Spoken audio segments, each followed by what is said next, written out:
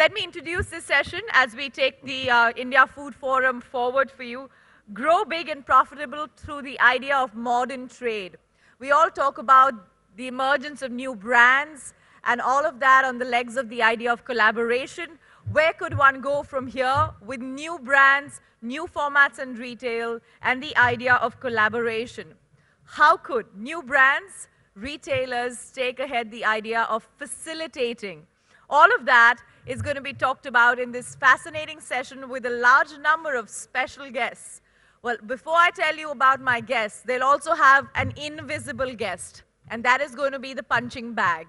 We have made sure that on this particular session, we have everyone talking about brands, and we've kept the retailer out. Just now in the speaker's lounge, they were all cribbing, where is the retailer? That is the one man or woman we need to punch. So I decided that we're going to have the invisible punching bag and give the opportunity to all of these speakers here to finally speak their mind out without making one person the victim of all of that.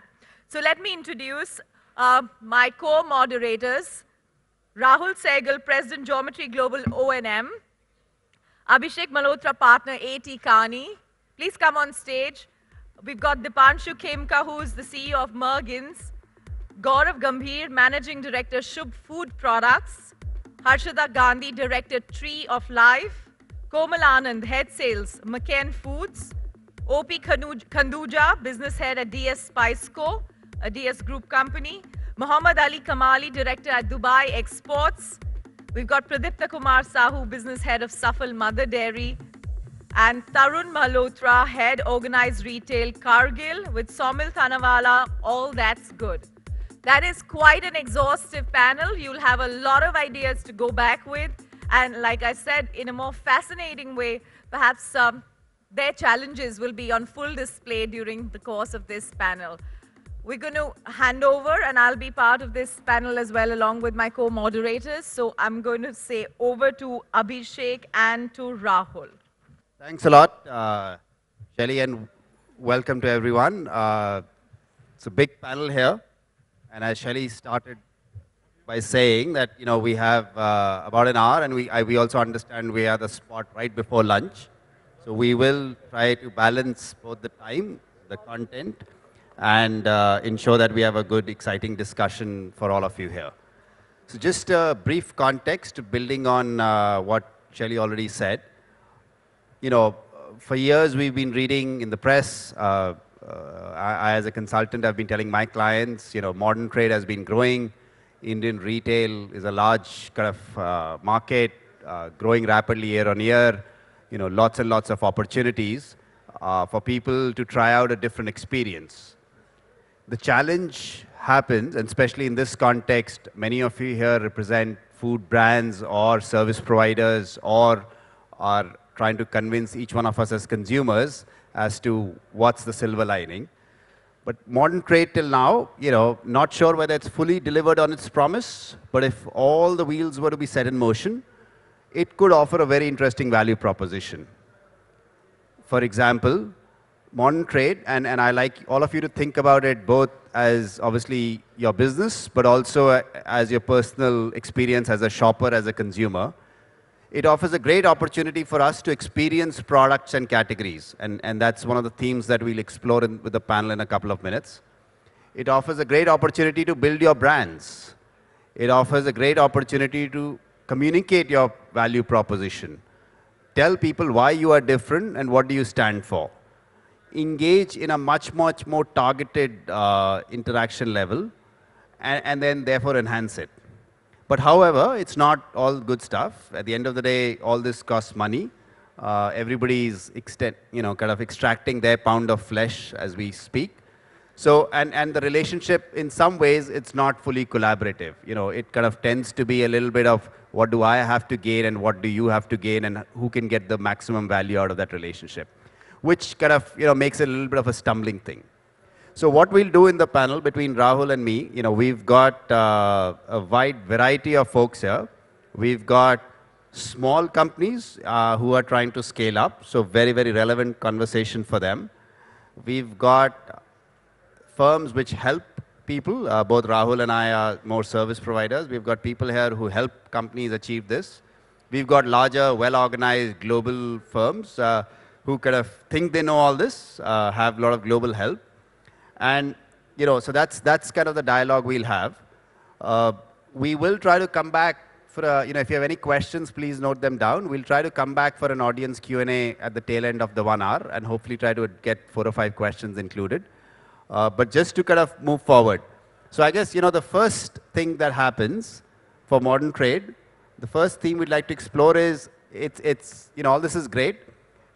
All of us as consumers are changing, right? So that's happening. We are being exposed to many new food products. Our habits are changing. We are watching different television. We are traveling much more.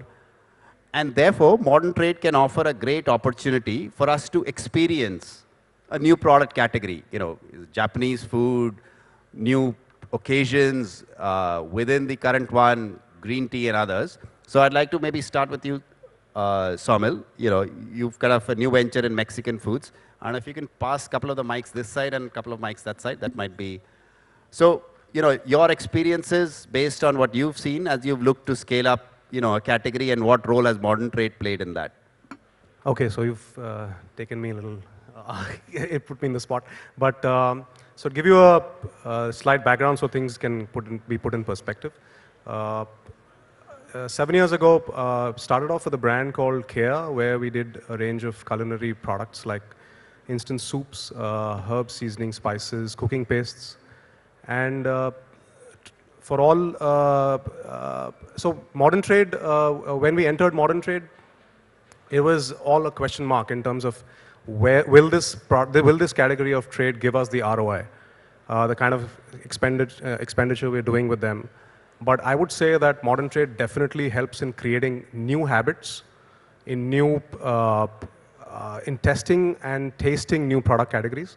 So for us, that brand definitely was highly penetrated in modern trade, and we did get those kind of results. Currently, we're looking at launching a new product range in Mexican foods. Again, modern trade will be a big part of that strategy. But let me not take away from the general retailers who've learned a lot from modern trade and have upscaled their stores and offer similar product categories now on their shelves too. So it's these guys who are now emerging to give back a good fight to the modern trade for new and emerging categories. Okay, thanks. Quick, Komal, I'll come to you. Selling lots of new varieties, lots of new products, making the potato become much, much more exciting than what it is. Is there any success story, anything you can share, how you get all of us to sample more, try out more, and therefore eventually ensure that you meet your targets? Sure. So, McCain Foods, or the category that we deal in is very, very nascent in India. And I worked, prior to McCain, I worked with companies which have had a significant play in the traditional trade business. And I've kind of, very, very quickly realized that the meaning of modern trade for a category such as ours, which is frozen products, which is very niche, it's, the penetration is just about 1% or more. I think it's a strategic pillar for us. And like Abhishek just mentioned that, given a choice of finite resources within the company, I think clearly the prioritization has been called out that modern trade is the prime focus for investment, fundamentally because it offers an opportunity to an experiential, opportunity to our consumers and shoppers. If frozen category is, to grow its penetration leaps and frogs, I think the way that we are going to strategically move forward is to piggyback on the modern trade footprint, get the shoppers to we sample our products aggressively for them to try.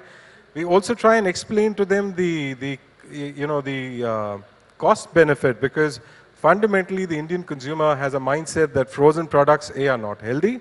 They have preservatives, so we kind of clarify to them that there are absolutely no preservatives in our products.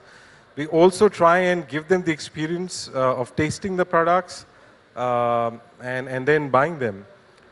So clearly, modern trade offers us that huge platform to take our products to the consumer and make them experience it. Okay, thanks. Mr. Sahu, I'll come to you. You know, as Shelly said earlier, that we have an invisible punching bag.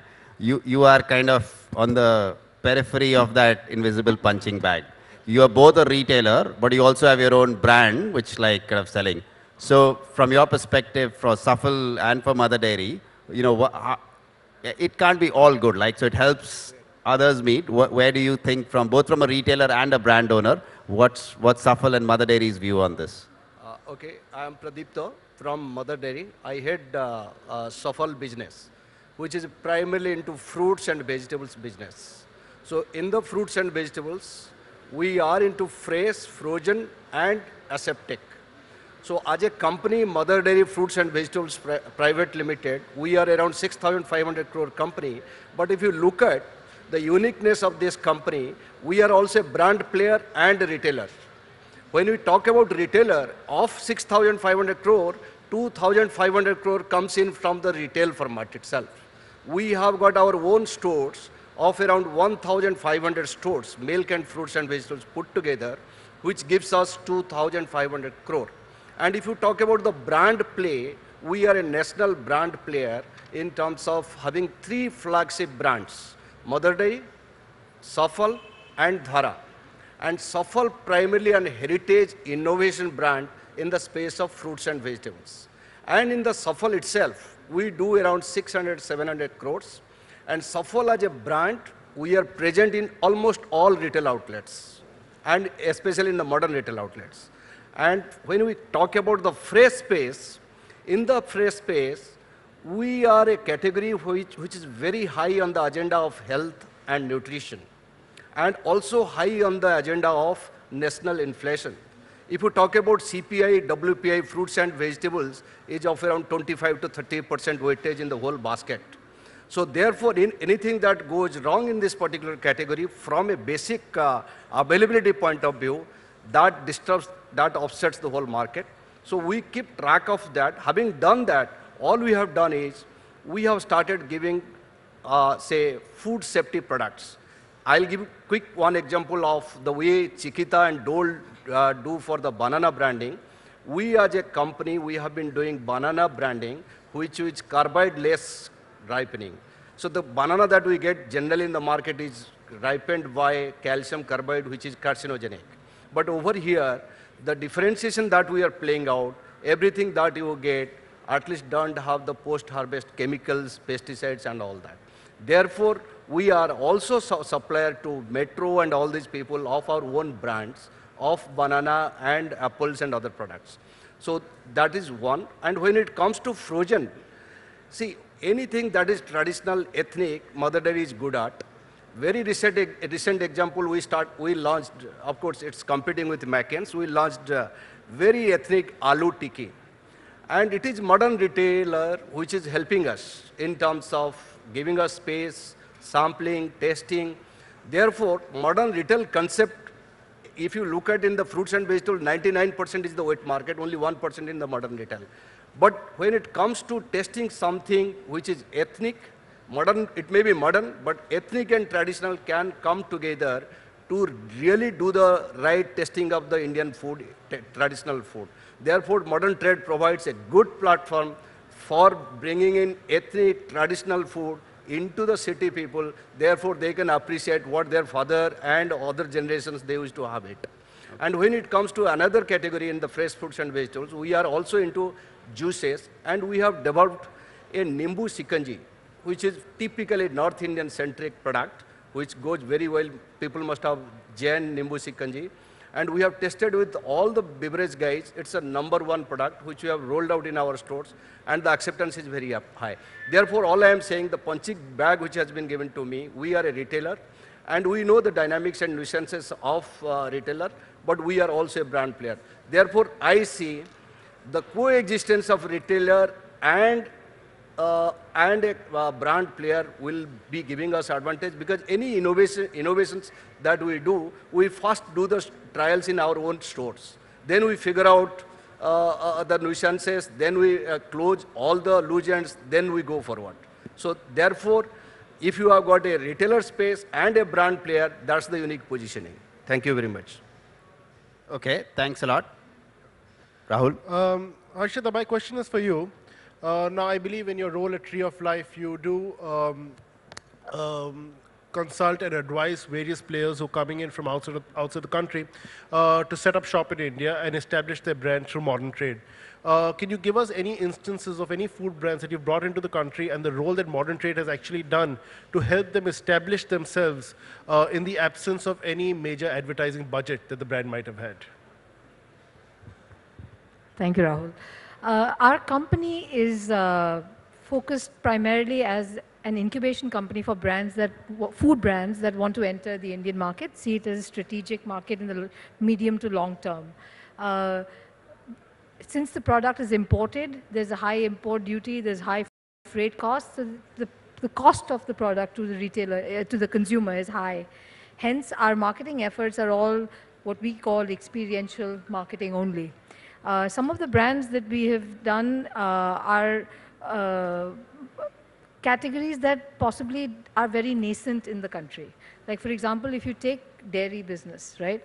You see the regular things in the dairy chiller all the time. You see the milk, you see the processed cheese, you don't see a lot of differentiation. So what we've tried to do via modern trade for a company that we represent Aura Foods. The brand is called Puck.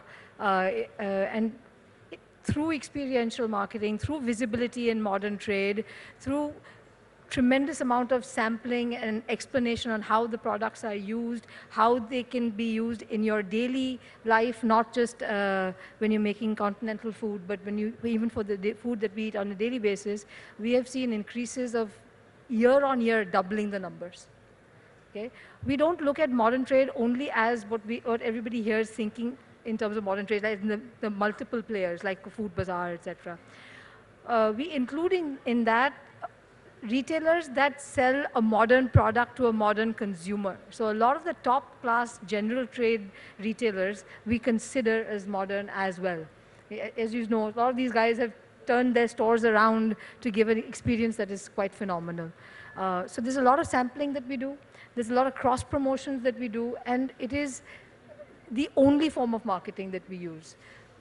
If everything goes the way it is at the moment, we should have a couple of joint ventures happening with production in India in as less as 24 months. There are other brands that we brought in earlier that are already manufacturing in the country. So I think it's a huge opportunity. Modern trade needs to wake up that it's not only about building their margins into this, but if they don't open up their shelf space to allow a consumer to see what else is out there, there is another channel that is hungry to let it happen. Okay. What we call premium A-grade general trade. And they do not, they're so flexible and they're so quick and they jump to the opportunity because it's a single point decision and the numbers are phenomenal. Sometimes with modern trade, it becomes very slow to get things happen. The larger FMCG players get all the attention and newer brands, which will give them differentiation and growth, are ignored. That would be one of my biggest issues with modern trade. It's a phenomenal channel, but it needs to expand its way of looking at things. Thanks a lot, Ashita. So Tarun, you represent the other end of the spectrum, like large, global, multi-billion-dollar corporate who can come and basically sit across these large players and at least try to have a equal kind of discussion. What's your experience been? You know, both, I'm sure globally, Cargill does that quite a bit, and also in India, where the market is just getting expanded. And so your opinions, and then, you know, after that, I'll ask Mr. Khanduja to also chime in, you know, from a product which is much more niche, much more specific. How's your feeling? See, actually, if you see food sales, almost 1/3 happens to be coming from staples. And the role modern trade has played in this category has been transformational, not just simple growth driving, because what was commodity, say, about a few years back, like 1 kilo chawal de do, 1 kilo dal de do, ya 1 kilo oil de do. Today it's becoming branded. So the role of modern trade to convert commodities into brands has been phenomenal, in fact, over the last 6-7 years. And also in terms of not just converting commodities to brands, but also helping improve the category by getting into value-added stuff, which is again something which has been driven primarily through modern trade. And also, if you look at the newer categories, for example, on one side, while we sell mass oils, we also sell olive oil. And this category also has been largely created through modern trade because this is the only platform where you get space to not just display the category, but also create awareness about the product and also get a chance to sample the product to the consumer. So I think had it not been for modern trade, I think staples would have been staples only and not branded as they are today. Okay. So, Mr. Kanuja, you would agree? You also represent a category which, as part of Catch. You know, my experience about modern trade has two angles. One, yes, modern trade has given us a humongous growth in terms of our brand recognition across all geographies. It's a easy route where you can really expose your brand and you can generate trial, you can experiment lots of things. We have been growing from last 3 years on a very large note, on a very happy note. But now the another angle which is very, very concern for any brand, is it a true collaboration or is this is a collaboration only from one side? Because the modern trade format has to really think about it, how much this brand is earning so that he continue to invest into their format also. We have been launching brand, we have been getting success from last 3 years. And, but what I have realized, yes, in terms of brand exposure, in terms of using their merchandise tools, in terms of getting lots of things, that's everything is positive. But in true sense, this is basically happening based on the transaction. Each transaction, the modern trade is concerned that what is going to be gain for them. So it has got two angles, yes. It's good in terms of getting your brand inside. We have really enjoyed our growth. The Pan DS Spiceco Catch brand is enjoying Pan-India penetration, but at the cost of something which we have taken as an investment. But now the time has come that we need to really sit with them, though there's no retail format, you know, they have to, because they can't expect that any brand will continue to spend to sustain their interest. So I think it's high time for them to really think about it, the true collaboration from my perspective. Thank you. Okay, thanks. Now I'll actually go to a person on my right. So Gaurav is listening to all this very, very eagerly. Like he's trying to, Gaurav runs a business which provides to a lot of the modern trade players as a private label. He's hoping to create his own brand. So Gaurav, listening to all this, is there hope? Are you excited or are you kind of? I'm like a small baby in the pool. I'm just trying to learn everything. And yes, Shub Food Products is into manufacturing of hing. Naya Khazana Hing is my brand. We are also launching India's first masala spray called Spicy. So definitely, Abhishek, this all, I'm going to learn a lot. And as we started private labeling with Reliance, looking forward to work with Future and DMart also. So yes, through private labeling, I'll get, experience. And then I can launch my product in a very big way. So this will go. Okay, good.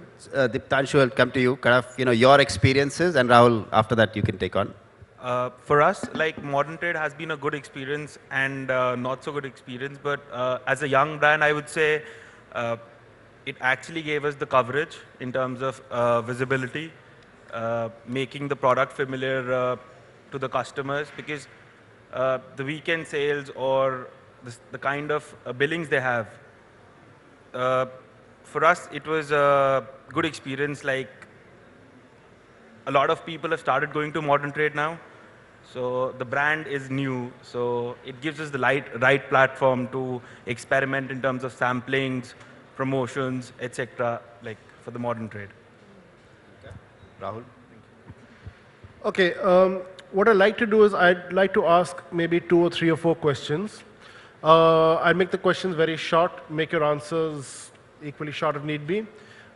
Anybody can just have a go at it and just offer a comment.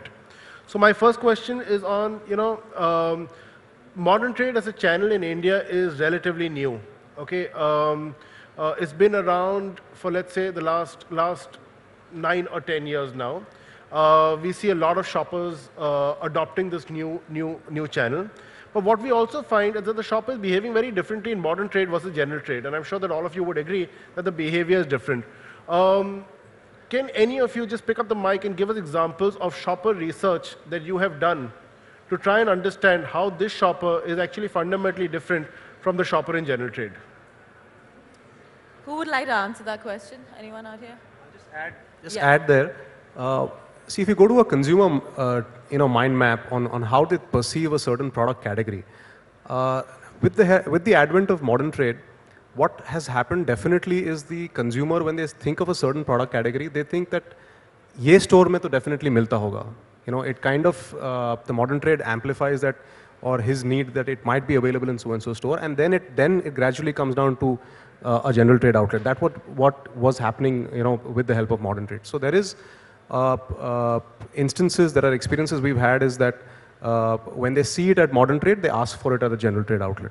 So there is definitely that behavioral pattern that developed because of modern trade, and where they looked forward to new categories of products. Okay. I just want to add one thing here. There's another channel is emerging because of having a learning from the modern trade, the standalone outlet. And in fact, in NCR, where we belong to, our product is, we are finding that every day, day in, day out, lots of new standalone outlets are coming. They have experience from the modern trade. Their decision making very fast. I think the ma'am was saying exactly that way.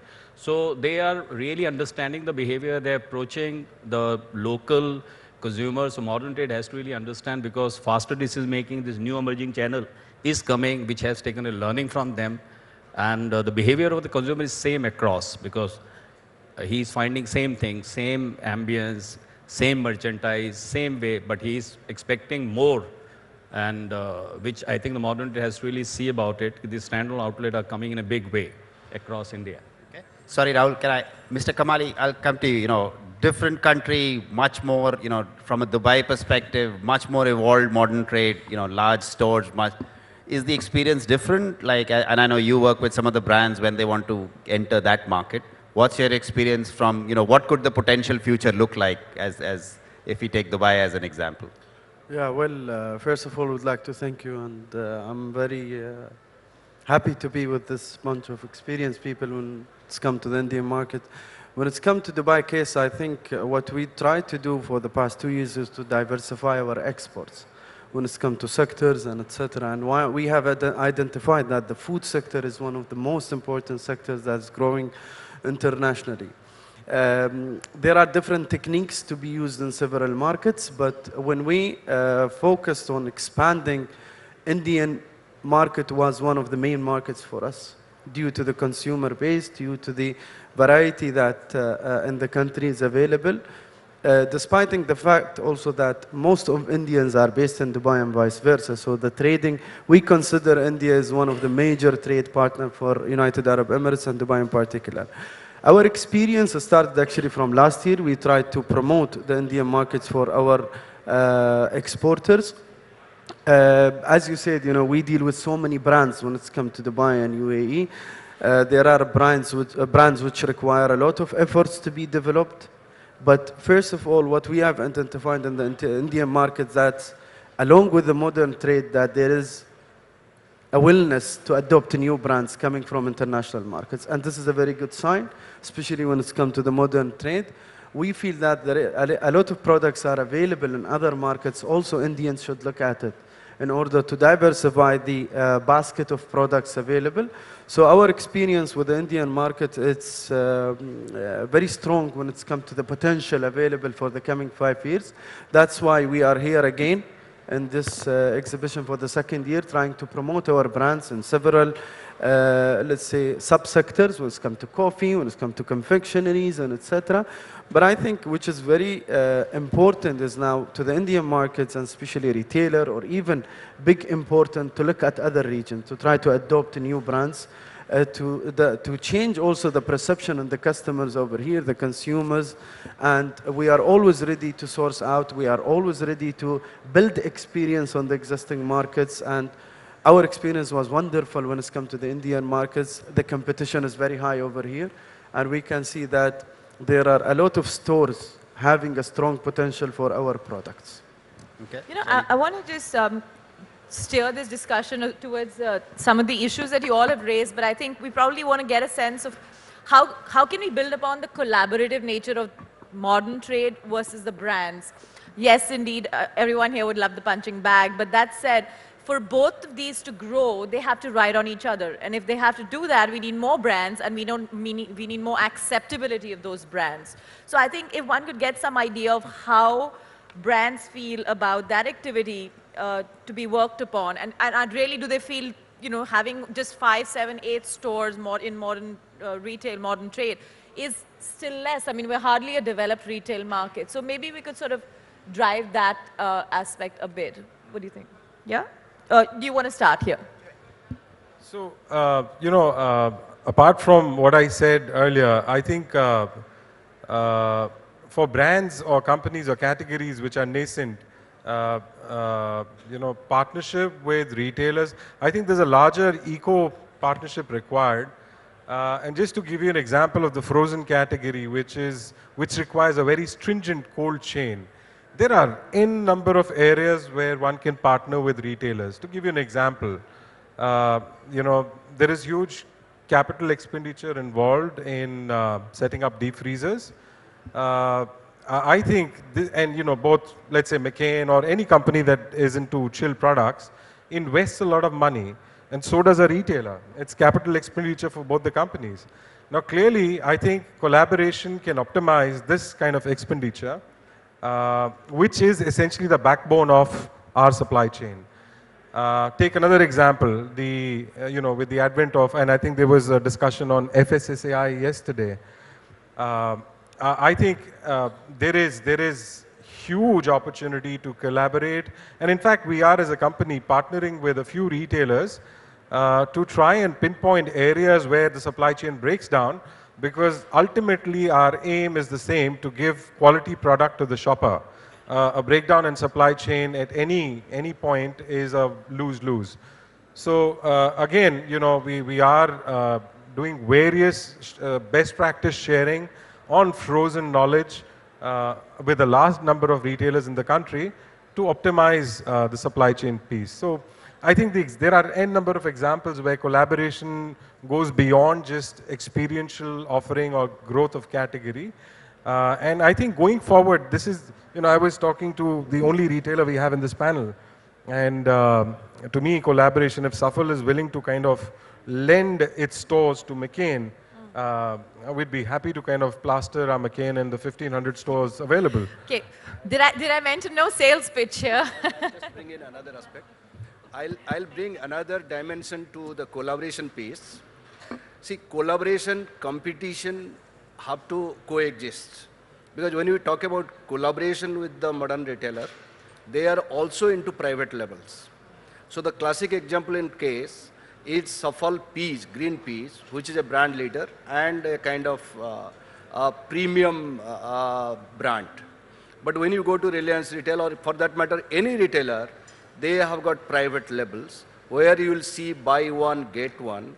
And I don't know whether it's FSSAI approved or not.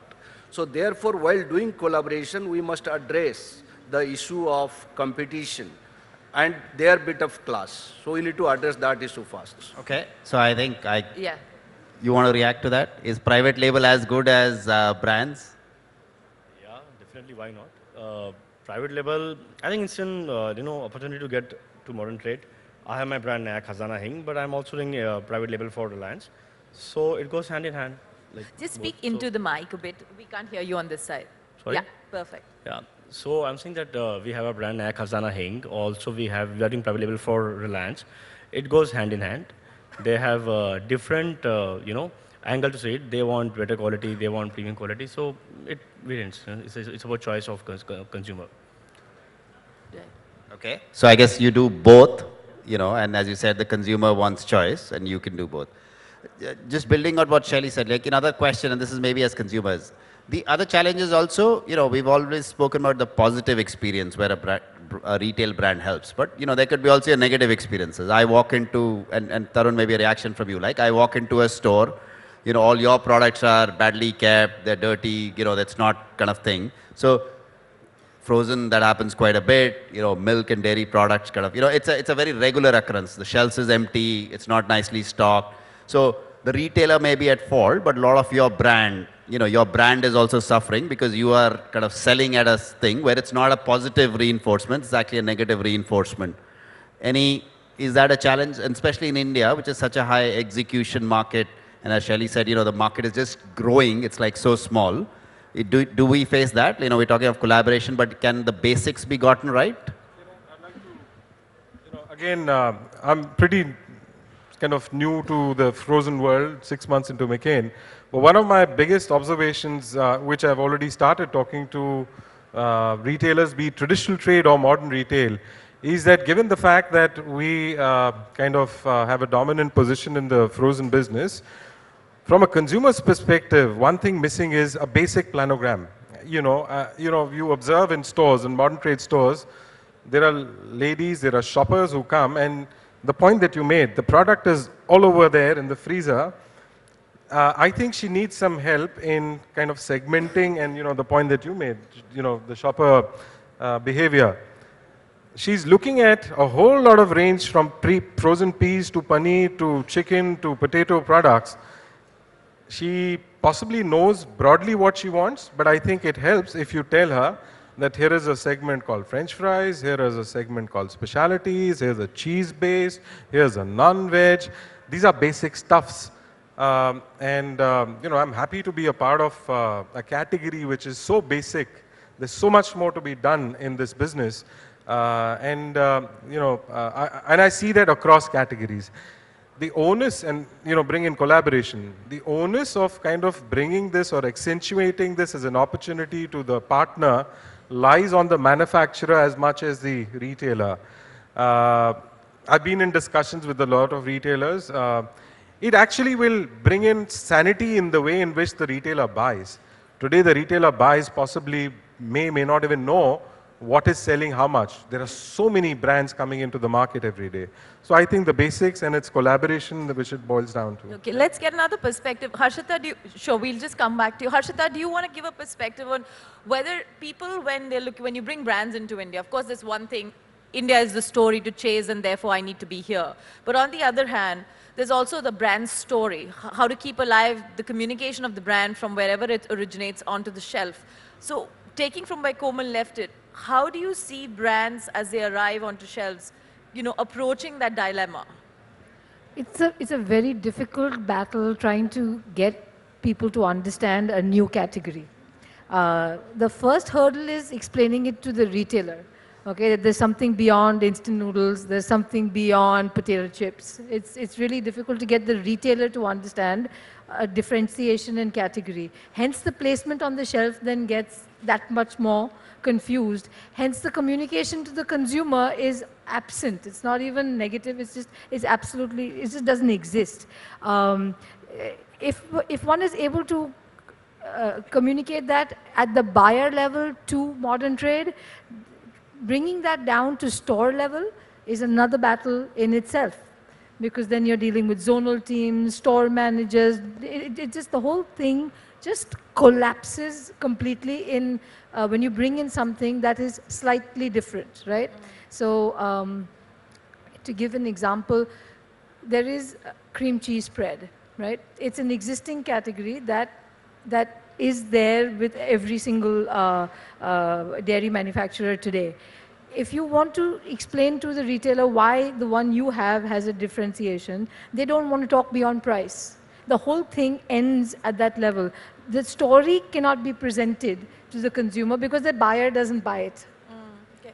I think there'll be an interesting perspective worth looking at, price versus value, but I think you wanted to make a point there. Just give your perspective. Yeah, when we look actually at the collaboration between the retail side and the brands, and even between distributors as well, because we are, as a government, sitting in the middle, trying to match-make between both the products which is coming from our country to those international markets, to the hypermarkets, to the retailer, and etc. I think collaboration is one of the most important thing. But what we identified also, there's so much things has to be done by the brands themselves. That's why we worked with so many companies in our country back to create a guideline for those hypermarket in the terms of how to position my product among other products as well.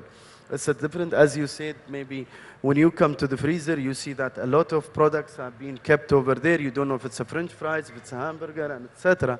But I think the brands also should work on a guideline which should be given to the retailer themselves. That guidelines will show them the brand positioning, how the brand has to be positioned, because through our surveys that's happening to international markets, it's vary from a market to market on the consumer perception, on the consumer, let's say, for example, feel and look of the product as well. On the eye that goes on the freezer itself. So the positioning is very important. So one of the solutions that we have done with our companies, especially the brands and the manufacturers, is to create a guideline to those hypermarkets, to those retailers on the brand positioning, and especially if it's come for the first time. Okay. Mr. Khandeja, you wanted to say something, sorry. I just want to share you my experience. My brand does not require any much infrastructure as such. We're just looking at small capturing shelf space. But what I have seen the challenge today within the modern trade in terms of actually defining the collaboration is the difference between the two teams which is happening within the modern trade format, the category team and the operative team. In terms of deliverables, they are not even aware about what we are talking about.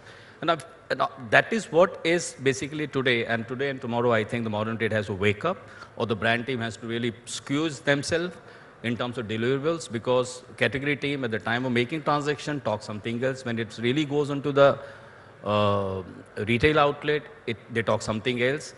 So the today challenge between the brand in terms of collaborating through modern trade format, I think the onus lies more on modern trade, because from last 8-10 years, I think most of the brand have really tried their best to build and experience through modern trade format. And this is the biggest thing which in fact we keep on facing day in, day out. And in terms of true relationship, there's no relationship as such in modern trade. We have been into modern trade like many years, and we have been investing into building our brand through various whatever occasion comes and all that. Whenever we go and whenever we talk about getting a new brand and all that, they again talk as a separate transaction. Even if we really to get that transaction on, in terms of deliverables, when you really go into the retail format, you find something else. So I think this collaboration need to be take more and more serious from modern trade format, because they cannot only talk about their survival, they have to see the brand survive also equally to make things possible. Thanks. Okay, I've got one point on collaboration. This is the last point from me. See, collaboration for enhancing the consumer or shopper experience in the shop, like Abhishek said. So there is again a conflict. The retailer don't want to invest in inventory nor in infrastructure. So they want brand just in time, and they have to give store deliveries, not even to the DCs. So therefore, the brand's viability in terms of ROI goes for a toss. So when we talk about collaboration for enhancing the shopper's experience in the shop itself, that gets defeated. So that is what we need to really look at. Rahul? I've got a quick question, and it's related to the conversation that we've been having over here. What we're basically talking about is that how do I use the environment in modern trade to try and help build my brand, right? If I want to build my brand effectively, I need to do something which is extremely disruptive, because if I don't do anything which is disruptive, first of all, I'm not advertising. Okay, so I expect my product to be discovered. My product cannot be discovered if I merely place it at back of shelf. I need to do something, and I need to intercept the entire shopper path, and I need to try and do some activity. However, the retailers' priorities are diametrically opposite, because they live and die by operational excellence. And anything that threatens to disrupt the operational excellence on floor is something which gets rejected very easily. Is that something that you find very often with retailers, where you want to do something which is very creative, very disruptive, but your retailer does not allow you to do it, and therefore all conversations are then limited only to visibility and pricing? Good question. Komal? So, again, I've experienced what you exactly said, but given the fact that I've also been a retailer for a very short stint, I also appreciate where they're coming from. The win-win actually lies in the operational excellence for the brand and for the retailer. Now, let me give you another example of, instead of complicating the life of the retailer and the guy at the POS who's billing by, the mother and child's queues being separate and therefore creating chaos there, the key challenge that, let's say, a frozen category has is it's tucked away in the corner of the store. The awareness of the category is very poor. The retailer demands or expects tons of money for the visibility, can't afford. So what do? We actually experimented with a concept called a freezer man.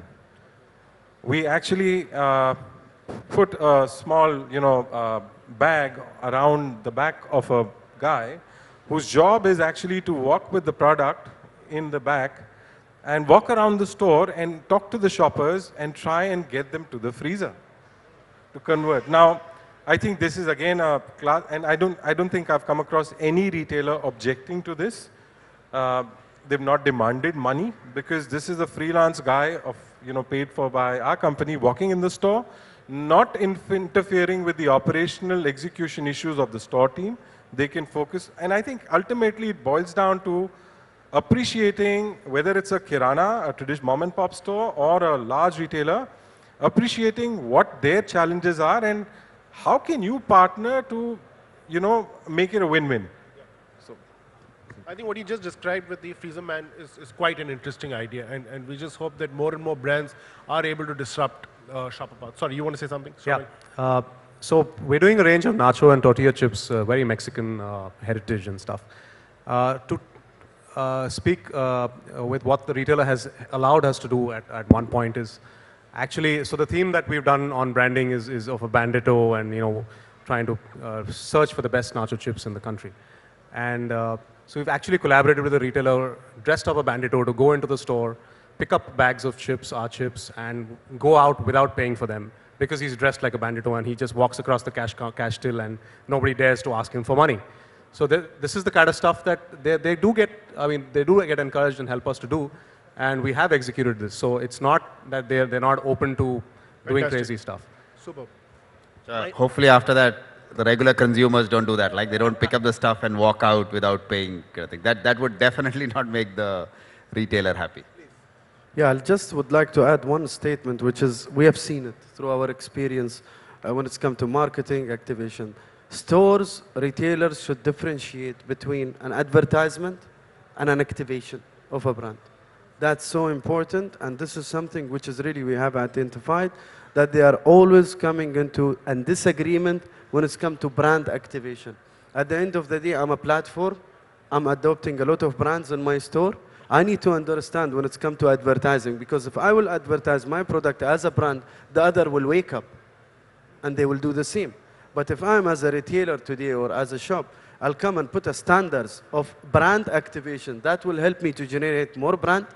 That will help me to create sort of an events within my store which will attract people. So I think we still feel that, again, when it's come to the operational excellence, it's something totally different. If I want to accomplish the operational excellence, I need to create an environment within my store which will help people. So to end this statement, please, that's something which we really seen. We need to make our retailers aware of. There is a huge difference between a brand activation and a brand advertisement. I agree with you 100%. Sorry, Rahul, I think Tarun wants to say something. See, it's very easy to keep saying that the execution is only at the retailer's end, which is faltering. Most of the time what actually happens is we go, we plan what we will do. But the importance of how we will do it and who will do it is something we generally miss out. So I think it's also important that any initiative which we take has to be planned properly, not only at the HO level, but also down to the store level. Absolutely. With clear responsibility of who's the person going to execute in the store. Whether it's your own team going and doing it, or the retailers doing it, is it the floor manager, category manager? No, the answer is Geometry Global will do it for you. I said the answer is Geometry Global will do it for you. I can see everyone here is with the sales pitch. But that said, I think one of the overriding themes of what you all have pointed out is that there's a huge lack of education in that whole exercise of both modern trade and with how some of these brands are getting inducted or or are finding challenges to get inducted. I have an eye on the clock. We are 5 minutes from the 2 p.m. deadline, but I promise you we'll give the audience more opportunity for some questions. So perhaps we'll just open the floor and then get concluding remarks that Abhishek and Rahul can take you through. So let's get some questions going. Please keep your questions short and introduce yourself and your company. So let's start here on the left. Are there mics at the back? Yeah, the mics will come around. It's, the first one is here, and then we'll go to the second one. Good afternoon to all. I am Sunil Kumar from Amira Foods. My experience of getting into modern trade has been like this, that transaction cost is over 50%. And on the one side we say that we want money for educating the consumer. We want money for activation of brand. On the other side, we end up spending more than 50%. So how do we make balance between the two? I just want to ask the experts. Okay. Who would you like? Let's say. The question was, you spend a lot of money in the transaction cost, right? Yeah, Or the activation. more than 50%. More than 50%. So while, I don't know, somebody's coming in, I can tell you my point of view, just as an advisor. You know, I think where it goes to, and the costs are high, and I think many of the people said, like, too many people, too many inefficiencies, too many wastage. So definitely that cost has to come down. Margins are very high, sir. Yeah, you can't. Margin, listing fee. So when you add up all this, it goes above 55%. Yeah, no, so it we is. have no money to spend on brand. Yeah, no, and we got your point. So I think, you know, this is where it is high today. I think you need to address both parts of it.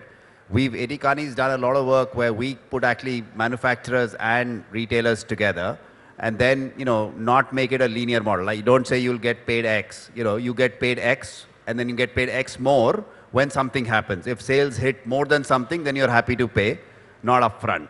So that's kind of thing. The larger brands can have the conversation. I don't know, Rahul, if you have something to add. I've just got a slightly different point of view from what you're saying. And for a second, I will exaggerate for a second. So just live with me with that. What if it's okay to pay 55%?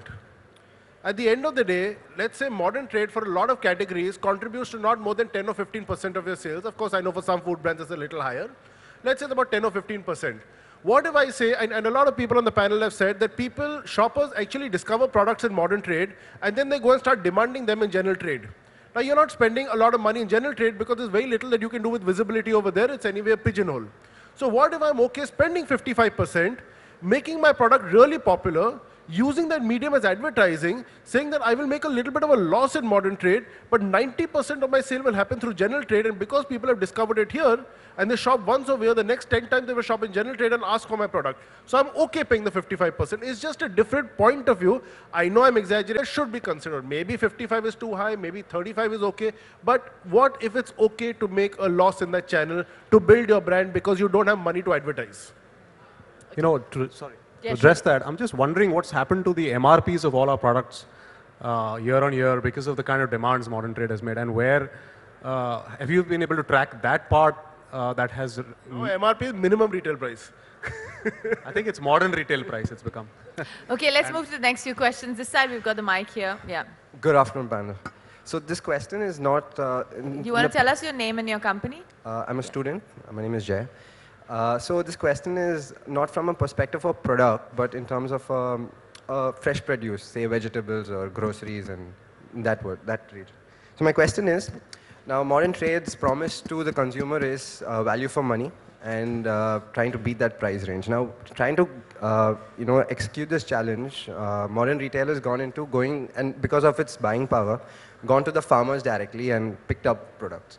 And in fact, the trend is changing that they're going into farming directly.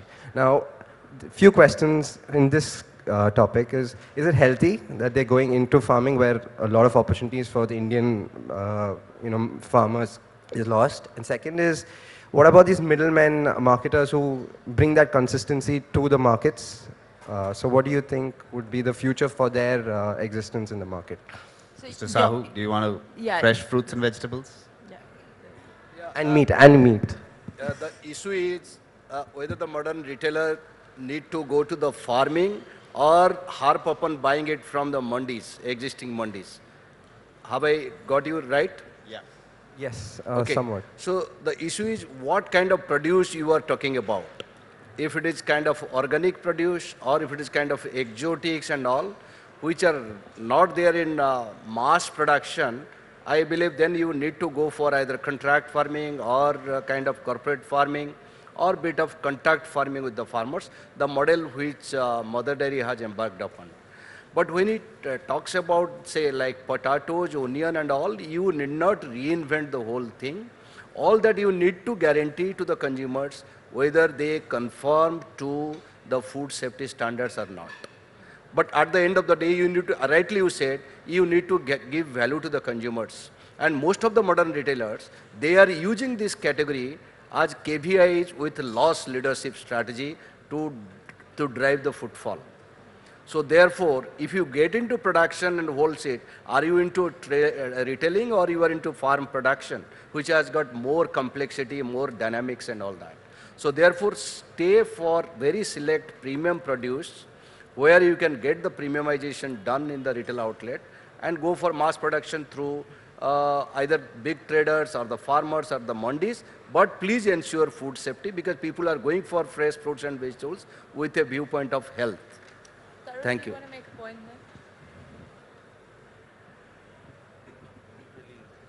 there? Okay, maybe get one more another question from the audience. Yes, hello. Please stand up. Yeah. Well, I'm Dr. Amit from Organic India. My question is for all panelists. As you all know, organic business is still struggling in India. And what is the outlook of modern trade for organic business is concerned? Since India is a heritage promoting for organic products. So what this forum believe that the organic business for this particularly modern trade is concerned? This is my question to all of the panelists. Do we want, Harshita, do you want to take that since you deal with multi-products? What's been your experience with organic? We don't do any organic product at this point, but we do see a lot of brands coming in all of a sudden, and there is a pickup that's happening. There are stores that are selling only organic produce, only organic staples, and from the kind of business that they seem to be doing, it looks good. I've seen some cases where there is questions raised about the authenticity of the product, whether it is actually organic and organic certified. When we stand in stores, we do hear consumers say things like, "Pata nahi aisa hai ki nahi, likha hai ya actually hai." So the credibility of the brand that promotes an organic product is probably more important than anything else. Only then do I see it growing. But I must say that we have a strong story, like organic product. I mean to say, India still has an organic land.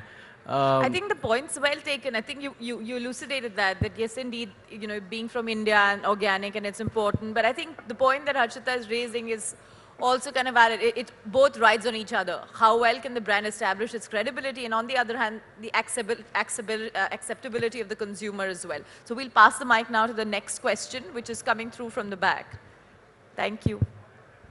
I'm from Heritage Fresh. We have chain of food and grocery stores in Hyderabad, Chennai and Bangalore, 87 outlets.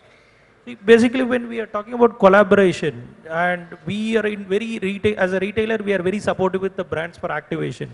But we don't meet any kind of a marketing manager, a brand manager who is coming forward. We usually meet these key accounts who are very keen only on POs. So how do we move forward in this situation? We are not able to share our marketing calendar to the brand, and we are not able to create a consumer engagement at the store level. Who would like to take Who wants that to address that? Who's the brand owner? Tarun, you or somebody else? I don't know, Komal? See, generally, I think it's important that you need to start getting into annual business calendars with most of your top vendors. And once you do that, I think the expectation of what needs to be delivered in that and in terms of involving the marketing team and everybody else does fall in place. No, that's what I'm trying to say, sir. We are not able to connect. Most of the time, the discussion happens between our category and the key accounts brand. But we don't meet the marketing or a brand manager who is actually a owner of a marketing budget owner or a brand owner. We are not able to meet that person. Sure. So I've been a brand owner and I'm currently one. But the discussion when you go into retail, ultimately it boils down to the margins and what the offtake is. So the marketing managers from are also attuned and are also talking in this in the same way as key account managers start talking. We have a point of view this side as well. Come. Yeah, I just wanted to thank you for your support as a retailer toward the brand. And when it's come to that, I think you are absolutely right. And this is what we always feel on the other side. Let's say, for example, in some areas that mostly sales would like to take a place more than a branding and positioning part of it. But again, this is a tip which we also use with the hypermarkets, with most of the retailers, that if you feel that there is no marketing attempt from that side, then you put your guideline for it. That will help in order to get them into a positioning part. Abhishek, what's your thought on this, given the divide here is extremely loud and clear as we see? Yeah, no, and I think, there are, at some point, there's aligned objectives. Both the ones wants to drive revenue increase, right? That's one. However, the challenge comes is who owns the consumer or the customer. You own your own brand, you're a retailer, you want to stand for something. And there's somebody else on the other side who feels they are more important, they want to have an individual connect. Yeah. And I think that's where the conflict happens, right? So I think, but I would encourage, like whatever the panel has been saying, it's not rocket science, just plan up front. I think most people have now moved on to good annual, kind of things. I think there is clarity between the head office and the stores, and then execute like hell, right? Everybody needs to be told down the chain that on a Monday, 2 trucks will land up with so much stuff, and you will be putting these fresh fruits or salt or oil. Please create space for it. Call 3 days in advance and ensure that's going to happen. Call on the morning that's going to happen and ensure there's space for it. So there's nothing better than that. I think most evolved retailers and manufacturers have moved on to this model. It's just a lot of hard work and a lot of process discipline. Any more questions? Otherwise, Sir, madam, any Sir, comment? we have to take the mic away from you because we have to give others an opportunity. Thank you. We'll just take one question and wrap this up. Yes, please introduce yourself. Just speak into the mic, it'll work. Yeah, my name is Chandrajit. I am from Smollan Group. I just wanted to ask, do you think, the panel, do you think that retailers and brand will look at taking their relationship to next level, probably collaborate at much strategic level, rather than just margins and category captaincy and these kind of things, or rather look at collaborating at bigger level, probably even having a strategic tie-up at JV or something? Would that be appropriate for retailers? Do you want to take that, Komal? I don't think there is a clearly defined answer to, will it be this or that. I think it has to be a package, if you may, which is a blend of some margin, it's a blend of category growth initiatives. It has to ultimately, end up as a win-win, and the retailer obviously is looking for margin, so you need to appreciate what he wants. So there's a give and take in any business transaction or partnership. I mean to say that it's like it's a very limited pie, and people are not trying to expand it. Everybody is just trying to eat into it. It's not empty, it's very small space even now in Indian economy. And I think your point's well taken, and I think it is indeed a good point. Maybe as we conclude the session, we could get a clarity on that point too. Maybe I'll hand over to you, Rahul, to conclude. I think I'll conclude very quickly, is to say that what's really emerging from this discussion is that modern trade can be used very effectively to build brands and to build awareness in other forms of other channels of trade as well. Unfortunately, we don't see a lot of brands either willing to over-invest in modern trade. And when I say over-invest, it means that you can't be investing and saying that I want a return from this store only. And the other challenge that's clearly coming up is that how conducive or how willing are retailers to actually partner with brands to say that, okay, we'll go one step beyond operational excellence and allow you to do something disruptive on the storefront. We will share our entire trading calendar with you, our entire marketing calendar, and try and see where you fit in it and how we can actually hold hands together to sell more in specific categories. Of course, retailers are not interested in brands becoming bigger. They're always interested in categories becoming bigger. The challenge comes up because we or a lot of brands are only interested interested in their own brands becoming bigger and don't have a longer term view on the entire category itself. And I think somewhere along the way, that is what leads to a breakdown in communication and a breakdown in the relationship between retailers and brands, at least on this subject of collaborating to build stronger brands. And then that's how I'd like to close it. I think it's been a very fruitful session. Well, there's plenty of food for thought, and it's time for some real food. It's time for lunch, and we'll see you back again for the next sessions. Thank you, gentlemen, and thank you, ladies and gentlemen, for being with us on this particular panel. Thank you.